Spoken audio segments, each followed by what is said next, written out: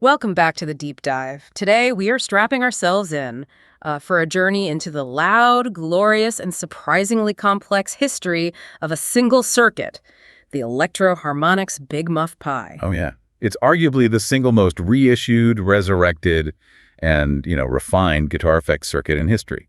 A real foundation of rock tone, born way back in 1969. A true titan. Absolutely. And everyone knows that sound, right? That huge enveloping fuzz associated with absolute legend. Yeah, we're talking Jimi Hendrix's experimental stuff, David Gilmour's endless sustain. And definitely the Smashing Pumpkins, that whole Siamese dream sound. But the problem is, if you walk into a store today, you don't just see one big muff. No, you see a whole family. You've got the Ram's Head, the Triangle, the Green Russian, the Op Amp, the Deluxe, the Standard NYC. It's a lot. It's an intimidating stack of options, really. And they all share the name, but they sound, well, profoundly different sometimes. Totally. And that's our mission today, right? To cut through that complexity. We're aiming to give you the essential shortcut. Yeah, tracing the official EHX reissue timeline, digging into the unique tone character of each major version. Exactly. So you know precisely which muff delivered that specific iconic sound you might be chasing. Okay, so let's unpack this history. But we can't actually start in 1969, interestingly enough. Right, because the current accessibility of this whole muff family really started with a dramatic business comeback for EHX. Yeah, so we kind of need to set the scene with the modern standard first. Yeah, the original Electro Harmonix, they had a very turbulent history. Massive success, then bankruptcy, then eventually a corporate revival. Right. And when the company was properly back in business, making pedals again around 1990... The first muff they brought back wasn't the first one ever made. It was actually the version that defined the end of that original era. And that would be the NYC Big Muff Pi reissue. Started showing up around 91, and it's pretty much the production standard today. You know, the one with the classic red and black graphics usually. Yeah, that's the one. And crucially, this reissue was based on the late 1970s NYC Muff schematics. It was firmly rooted in using silicon transistors. Okay. So this circuit, this is the one that sets the baseline for the entire modern family. Pretty much everything else we talk about today is a comparison to this sound. So defining that baseline tone, we're talking quintessential big muff, right? Crushing, heady saturation. That massive wall of sound texture, yeah. But the sonic detail that really defines this one, and kind of the whole family in a way, is the profoundly scooped mids. And that characteristic compressed sustain. That mid-range dip is where the magic and sometimes the frustration of the standard muff really lies. Right. When we talk scooped mids, we're talking about its passive tone networks, the tone stack. It's often set up in this V shape, right? Aggressively cutting frequencies, maybe around 500 hertz to 1 kilohertz. So it pushes the low bass and the sort of crystalline highs forward. Exactly. Which is why this baseline tone became so synonymous with, grunge, shoegaze, and especially stoner rock. It creates this vast, enveloping texture, feels huge, imposing, perfect for just layering sounds. Totally. But I have to ask, just practically speaking, if you scoop out the mids like that, isn't that where the ear perceives clarity and presence? Doesn't it just get lost in a band mix sometimes? That is the classic challenge of the NYC Muff. Absolutely. Yeah. It really relies on compensation somewhere else. Like what? Well, either you need a really mid-forward tube amp, like an old Marshall or something, to naturally fill in that hole. Or you need the bassist to really hold down that mid-range territory. If you just plug a stock NYC Muff into a traditional clean amp in a mix. Yeah, it often gets buried. Because those core guitar frequencies just aren't really there as much. Right. It's the sound of texture, maybe not immediate clarity. Gotcha. And just for context, we should probably mention the physical size of these things for the longest time. Oh, yeah. For nearly 2 decades, this NYC reissue came in that enormous standard large sheet metal box. A battleship, basically. Took up serious pedal board real estate, often needed its own power supply. It was the absolute production standard until the later shift to the compact nano revolution in the 2010s. So that standard big box NYC Muff, that's our jumping off point for everything else we're exploring today. Okay, so once that NYC model was successfully reestablished as a modern flagship, EHX did something brilliant. They basically embarked on this historical preservation project. Right. They started systematically reissuing the most famous and, I guess, tonally distinct vintage versions from that original 69 to 79 period. Exactly. And crucially, they packaged these historical recreations almost exclusively in those pedal board-friendly nano enclosures. Which was huge. It allowed players really for the first time to easily compare the sonic evolution of the Muff side by side. Without having to hunt down fragile and frankly astronomically expensive vintage units. Yeah, good luck with that. So let's start at the very beginning, the chronological origin point. The first Muff ever made. ###1. The triangle. The origin. Okay. The triangle Muff. This was the very first model, dating back to 1969, and the Nano reissue came out in 2018. If you want the absolute sonic foundation, the big bang of fuzz, this is it. And it gets the name triangle just because of the physical layout of the knobs on those earliest vintage ones, right? Volume, tone, sustain. Yeah.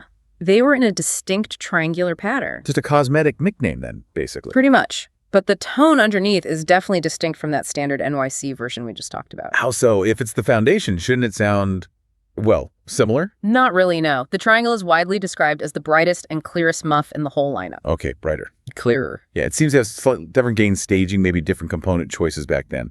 It results in less aggressive compression compared to the later models. Ah, okay. Less compression. Which means you get more open-sounding highs, a more defined pick attack, and generally it provides greater sustain. It's often described as feeling more linear. So if you're a player who finds that standard NYC Muff maybe a bit too dark or too compressed, maybe too woolly for lead lines. The triangle is the immediate answer, yeah. The much more articulate fuzz. Interesting. It kind of proves the earliest version wasn't necessarily just aiming for maximum brute force. Right. It was maybe going for a unique voice that favored clarity in treble response over just sheer overwhelming saturation. It lets the guitar's harmonics breathe a bit more. Yeah, that's a good way to put it. If you play a single note lead on a triangle, it sings and sustains, sure. But if you play that same note on the modern NYC, it just immediately squashes down into that heavy compressed texture. And that tiny difference in compression really defines where you'd use it. #tag2, the ram's head, the lead tone. Okay, moving forward just a couple of years now, into the early 1970s, we hit the legendary ram's head era, specifically the violet ram's head model, which EHX reissued in 2019 as the ram's head Muff. And this is where that association with the ultimate atmospheric rock guitar tone really comes in strong. This circuit is famously linked with David Gilmour's legendary lead tones. That smooth, endless sustain defining those huge Pink Floyd soundscapes. Exactly. But hang on, point of confusion here for maybe some listeners.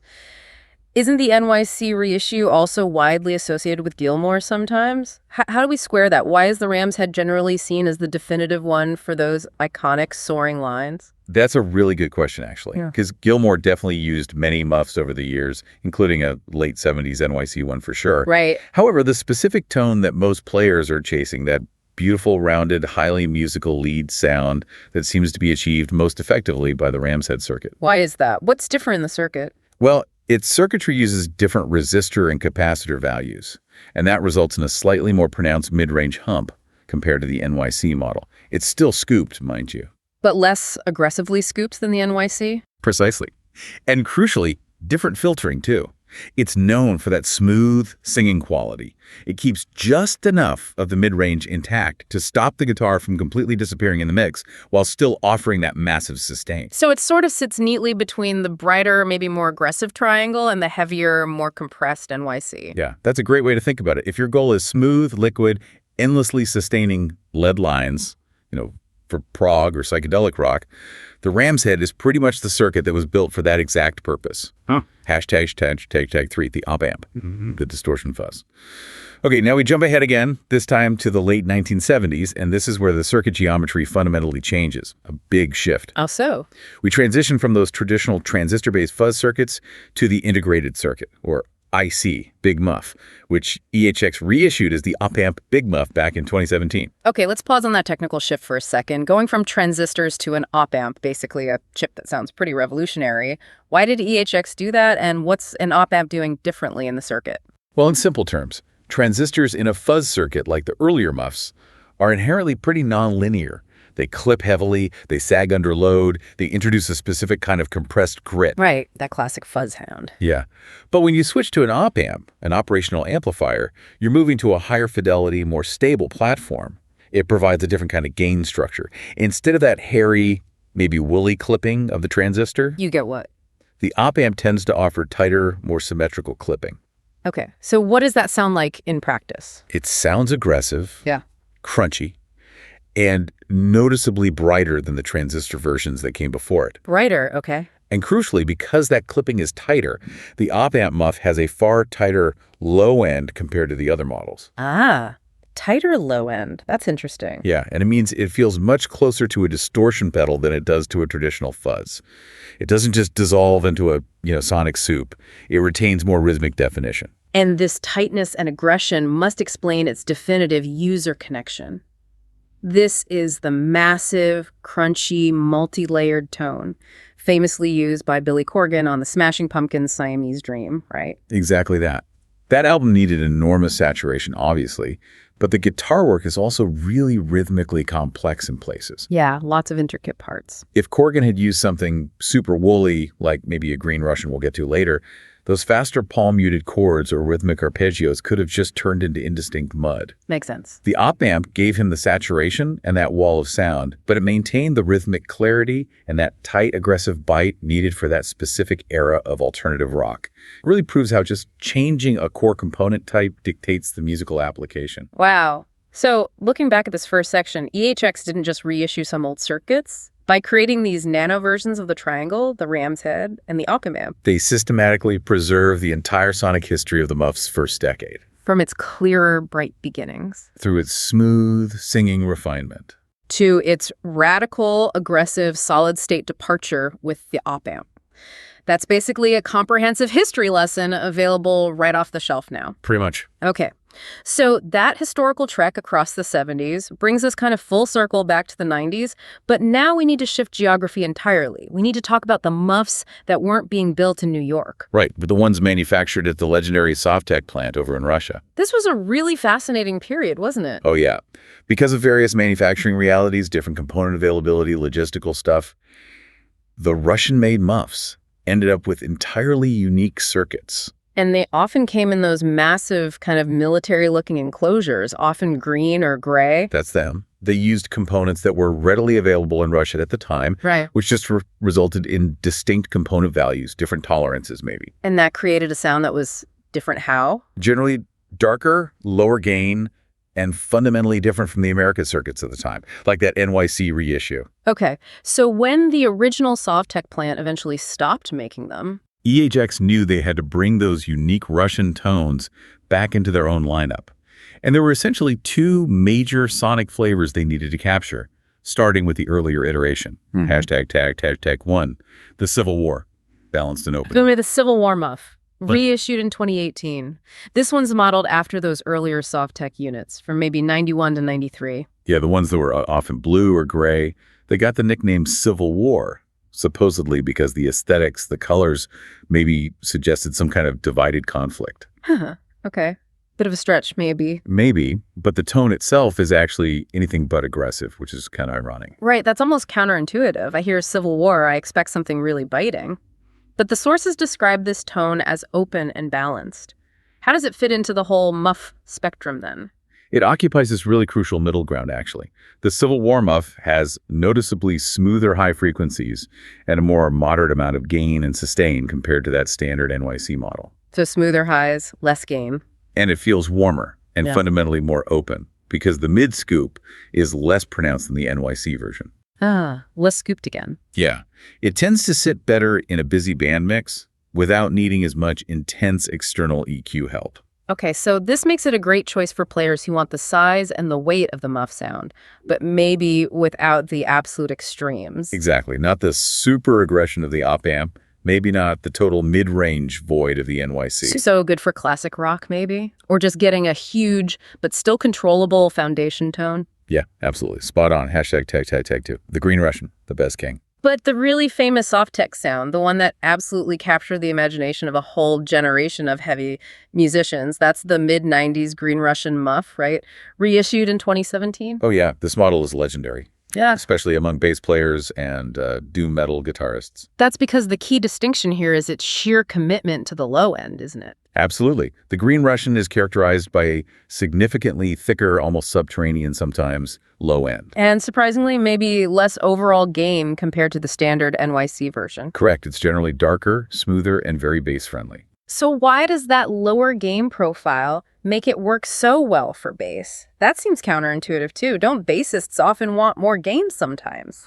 Well, think about what happens when you hit a really high-gain transistor fuzz circuit with a powerful low frequency from a bass guitar. Okay. The circuit often kind of chokes or oscillates or sputters out. Yeah. You can lose the fundamental note entirely. Ah, right. It can't handle the low-end energy. Exactly. Because the Green Russian operates at a lower saturation point overall, it handles those low frequencies with much more stability. It gives you that massive subterranean rumble. But it retains enough definition for the bass to still sit properly in the low register. Precisely. Which makes it the absolute foundation of genres like doom and sludge metal. When you listen to bands like, say, Electric Wizard. You hear that specific, dark, crushing, almost subsonic weight. Yeah. That kind of tone demands a fuzz that really focuses the energy down low. So that contrast is vital then. The Softtech sound generally hefty, darker, lower gain, focused on foundation frequencies. Yeah, totally different, almost diametrically opposed to the typical American NYC sound, which is brighter, more scooped, and built for maximum high saturation fuzz. So bringing back those Russian reissues was absolutely essential for EHX to keep control of that unique low-end focused character after the original Softtech production stopped. For sure. They needed to own that sound too. Okay, so we've covered the entire historical timeline now, basically from the original 69 circuit right through to the 90s Russian era. But EHX must have recognized that the sheer, beautiful simplicity of the classic Muff circuit also has some professional limitations. Yeah, exactly. Especially when you're trying to integrate it into a more polished, modern band mix. The classic circuits are amazing tone machines, but maybe not always the most versatile utility machines. That's a good way to put it. So EHX began creating a series of muffs designed not just for historical recreation, but specifically to solve functional needs for modern players. This moves us kind of into utility pedal design. Hashtag tag one. The Bass Big Muff. Let's start with the bass players again, since they got a dedicated solution early on. Introduced back in 2008, the Bass Big Muff. It's described as a practical circuit blend. Yeah, it takes characteristics from both the Softtech and NYC camps, kind of finding a middle ground. But its real fame rests on one absolutely non-negotiable feature for low-end instruments, right? The dry blend knob. Absolutely essential. This solves the #1 problem of putting fuzz on a bass guitar. Signal loss. Explain that a bit more. How does fuzz cause signal loss for bass? Well, fuzz, especially high saturation fuzz, is essentially destroying and reconstructing the waveform, right? It usually just decimates the natural dynamics and the fundamental low end of the bass signal. Causing it to disappear in the mix. Exactly. It loses its punch and its place. So how does the dry blend fix that? Seems simple, but... It is simple but brilliant. Yeah. It splits the bass signal internally. You get 2 paths running in parallel. Path 1 is your signal run completely clean and dry, preserving all those fundamental low frequencies in the attack. Path 2 is the fully saturated, fuzzy signal from the Muff circuit. And the blend knob just mixes those two back together. Precisely. It lets you dial in exactly how much of the clean, low-end foundation you want underneath the fuzzy grid on top. You get the saturation and the essential deep lows and attack that the bass needs to cut through that wall of sound. It's such a simple fix, but yeah, utterly essential for making fuzz work reliably on bass. Hashtag tag 2. The Deluxe Big Muff, maximum control. Okay, now let's address the classic problem for guitarists. You love the massive sound of the Muff, but you desperately need to cut through the mix for a solo. And you run headlong into that deep, scooped mid-frequency valley of the standard NYC circuit. Exactly. EHX's big solution for this was the Deluxe Big Muff, released in 2014.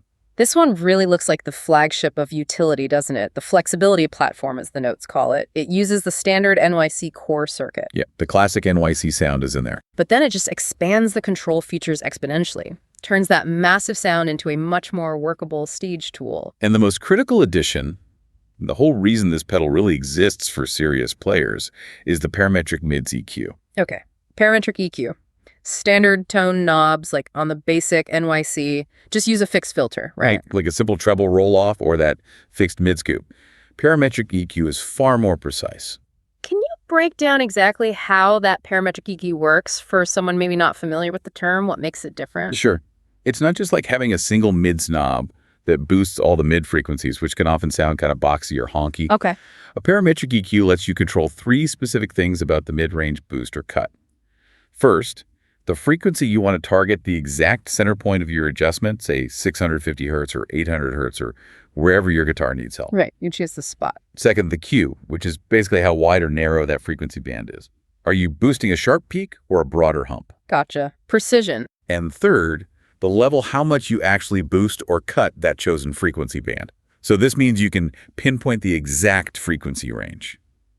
That your specific guitar and amp setup needs to cut through the band mix. The precise area that the classic Muff tone stack normally scoops out. Exactly. And you boost only that slice. That completely changes the game. Suddenly, the most notorious weakness of the classic Muff, those scooped mids, becomes almost its greatest strength because you can surgically restore them exactly when you need them, like for a lead boost. It's incredibly powerful. Yeah. And that's just the start for the Deluxe. It also includes that dry blend control we talked about for the bass Muff. Oh, useful for guitar too sometimes. Yeah. Plus a noise gate, absolutely vital for taming the inevitable hiss that comes with such extreme saturation levels. Definitely need that. An attack control to shape the front end of the note, and even an expression pedal input. An expression pedal, what does that do? It lets you dynamically sweep the filter, usually the mid-frequency focus. Yeah. So you can get these cool, wall-like filter sweep effects with the fuzz. Wow. Okay, so it takes the core simplicity of the Muff and just turns it into this highly engineered, super versatile tone machine, capable of handling pretty much any genre requirement if you tweak it right. That's the idea behind it, yeah. Maximum control. Tag 3.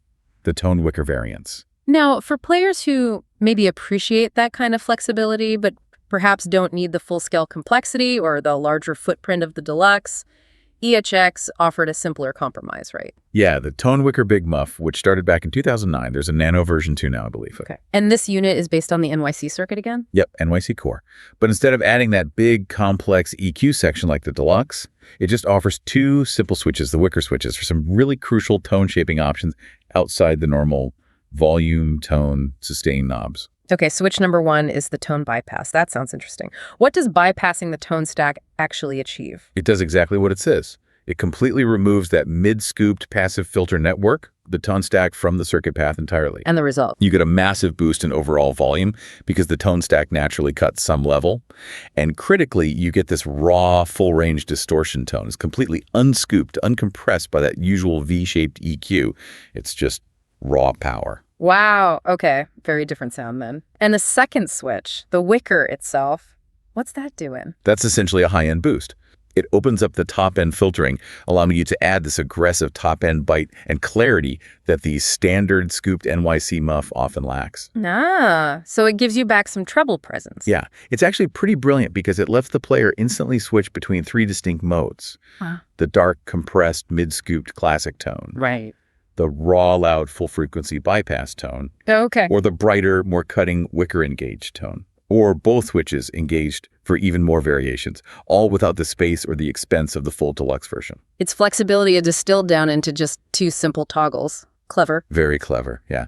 So we've now seen the sheer scope of this comprehensive reissue program from EHX. It's kind of amazing when you lay it all out. It really is. But as we hinted at earlier, the accessibility and the sheer popularity of this whole Muff family today are fundamentally tied to one major development, something that made all these historical circuits truly practical for the 21st century.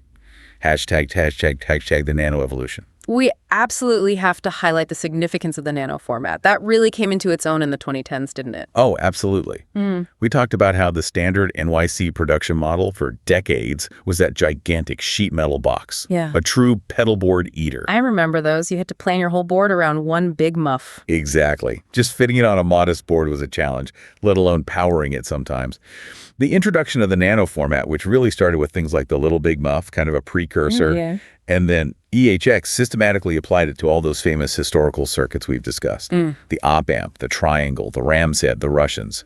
That was genuinely transformative. The impact seems huge looking back, shrinking those legendary, sometimes complex circuits into these tiny nano enclosures. It made them affordable and crucially practical for modern musicians who are often working with limited pedal board space, and maybe daisy-chain power supplies. It dramatically increased the accessibility, didn't it? It allowed players to actually affordably try and compare multiple historic Muff circuits side by side. Which was pretty much impossible for most people before.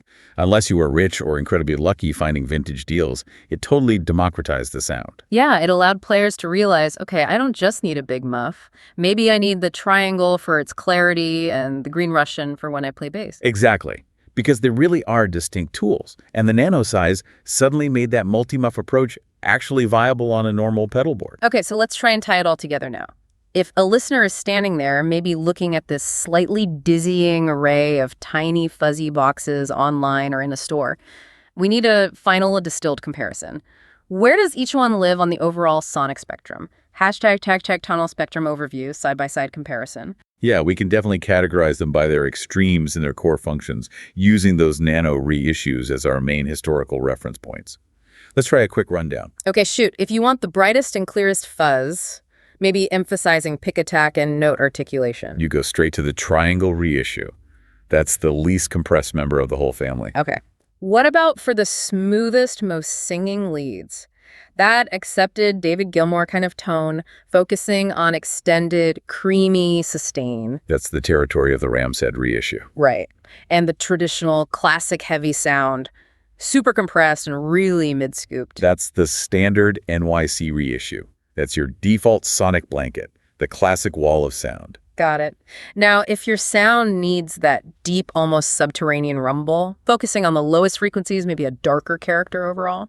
The most bass-friendly options there are definitely this green Russian reissue and, of course, the specifically designed bass muff with its blend knob. Okay. And for the tone that's more aggressive, crunchy, and noticeably tighter in the low end, closer to distortion than classic fuzz, may be perfect for rhythmic drive. That's the op-amp reissue, hands down. The definitive Smashing Pumpkins Siamese dream sound. And finally, for players who absolutely need maximum versatility and EQ control, especially for live use, to cut through any mix. That has to be the Deluxe Big Muff, primarily because of that crucial parametric mid-booth control. It is genuinely incredible when you lay it out like that, how such seemingly subtle changes in component values or gain staging or clipping structure can lead to such vastly different sonic outcomes, making each version really suited to a highly specific genre requirement or playing style. #tag key takeaways for the learner. So let's just hone in on a couple of those subtle but really critical differences one last time. If you compare the two earliest vintage models, we talked about the triangle versus the Ram's Head. Yeah, the story there is really one of early sonic refinement, isn't it? The triangle seemed to emphasize treble and that raw attack. The Ram's Head smoothed out the edges slightly, made it maybe a touch darker, and really prioritized the musicality of the sustain. Okay. Then you look at the big contrast between the classic American sounds and the Russian sounds. Right. The Softex, the Green Russian, and the Civil War, they're really defined by their lower overall gain profile, their hefty low end, and they're generally darker voicing. They kind of trade that searing, fizzy, high-gain character of the NYC version for just massive, controlled weight. Exactly. And the modern NYC Muff, well, it serves as that perennial baseline. It remains the most compressed, the most intensely scooped. And often requires the most careful planning to make it sit correctly in a band mix. Yeah, but it's still the ultimate wall of sound generator for many people. But maybe the most crucial takeaway from EHX's long-term commitment to this whole reissue program isn't just the sounds themselves, great as they are, it's the legacy-building aspect, isn't it? I think so, yeah. Yeah. By systematically reissuing nearly every major historical circuit variation and then shrinking them down into those accessible nano formats, they essentially performed this massive act of historical preservation for their own products. They kind of prevented the huge, booming boutique clone market from completely dominating the vintage Muff space, didn't they? They really did. They effectively laid claim to their own sonic history, which is smart business. This whole decision strengthened their brand immensely. And it ensured that these essential genre-defining fuzz sounds remain authentic, accessible, and importantly affordable for pretty much every generation of musician coming up. It's really a masterclass in managing your own intellectual property and legacy through mass accessibility. Pretty brilliant when you think about it. #tag outro. So to summarize our deep dive today, EHX didn't just cherry pick one or two popular Muff circuits to bring back. They systematically tackled the entire Muff timeline. Yeah, right from the 1969 Triangle, through the op-amp's radical circuit departure in the late 70s, and deep into those unique 90 soft decks from Russia. Plus, they designed those functional modern variants like the Deluxe and the Bass Muff to solve specific player problems. And the outcome is that the big Muff family today is arguably the most complete and accessible reissue program of any single-effect pedal circuit ever created. That's quite something. Yeah. If you're chasing a specific fuzz tone from a specific era used by a specific rock icon, chances are EHX now offers an official, modern, pedal board-friendly answer for you. Pretty much guaranteed. And this leads us nicely to our final thought for you, the listener, to maybe explore on your own. We've spent this whole time demonstrating how really minute component changes. You know, the move from one type of transistor to another, or just the geographical difference in capacitor values between New York and Russia. How these things radically altered the sound, and how these small engineering decisions ended up creating these distinct sonic signatures that became intrinsically tied to specific subgenres. Right, like the op-amp for aggressive alternative rock, the ram's head for soaring prog leads, the green Russian for that subterranean doom metal sound. So the question to ponder is, what does this intense dedication by EHX to reproducing these tiny sonic variances? What does it tell you about the surprising and clearly enduring power of simple circuit design? Yeah, how did these micro details in electronics, these small component choices made decades ago, end up shaping decades of rock music history, and arguably helping create entirely new genres along the way? The history of rock and roll is often just the history of very small components working very, very hard. Go forth and find your perfect fuzz frequency friends. We'll see you next time on The Deep Dive.